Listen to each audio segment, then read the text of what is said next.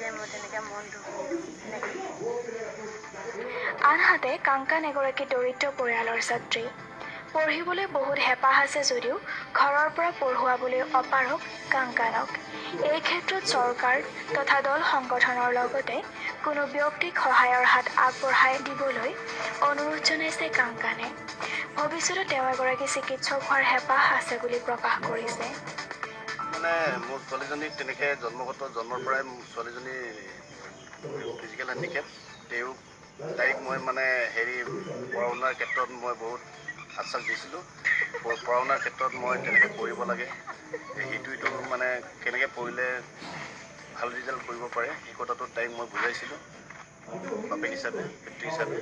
আৰু তাইক মই মানে সৰুৰ পৰাই মানে সেই কথাটো চিন্তা কৰিছিলোঁ, তাই পঢ়াৰ বাহিৰে আৰু বেলেগ নাই।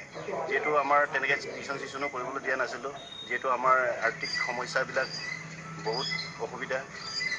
তেনেকৈ মোৰ নিজস্ব চাকৰি তাকৰি নাই কাৰণে তাইক মই ভালকৈ পঢ়া শুনা কৰিবলৈ বা টিউশ্যন চিউশ্যন ধৰাব নোৱাৰিলোঁ। মই জাষ্ট পঢ়িব লাগে। স্কুলৰ পৰা তাই মানে স্কুলত আহি পিনি ঘৰলৈ আহি বেছি তেনেকৈ নপঢ়ে। তাইক মই বেছি পঢ়া শুনাটো মানে বেছিকৈ জোৰ দিব পৰা নাছিলোঁ। তাই যিহেতু হেণ্ডিকেপ ছোৱালী হিচাপে তাই যিটো মন খুচি তাই যেনেকৈ পঢ়িব পাৰে ভালকৈ পঢ়া শুনা কৰিবৰ কাৰণে তাইক মই আশ্বাস দিছোঁ। তাই বিশেষভাৱে সক্ষম, তাই কেতিয়াবা অনুভৱ হয় নেকি ধৰি লওক পঢ়া শুনাৰ ক্ষেত্ৰত? তেনেকৈ অনুভৱ মানে লিখা মেলাৰ ক্ষেত্ৰত মানে অনুভৱটো আছিলে, অসুবিধা হ'ব বুলি ভাবিছিলোঁ। তাই মানে বহুত চেষ্টাৰ ওপৰতে তাই লিখা মেলাটো তাই মানে আগবাঢ়ি গৈছে। এই চৰকাৰৰ ফালৰ পৰা তেনেকৈ মানে তাইৰ নামত কোনো অনুদান আজিলৈকে পোৱা নাই।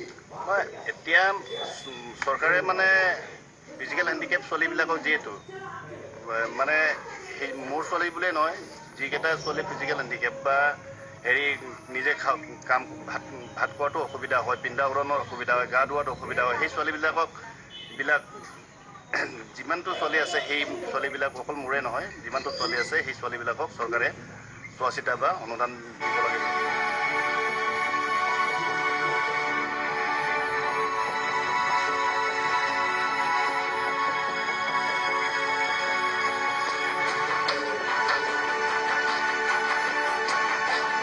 ধেমাজিৰ পৰা ঋতুৰাজ চুতীয়া, AWN 24 নিউজ।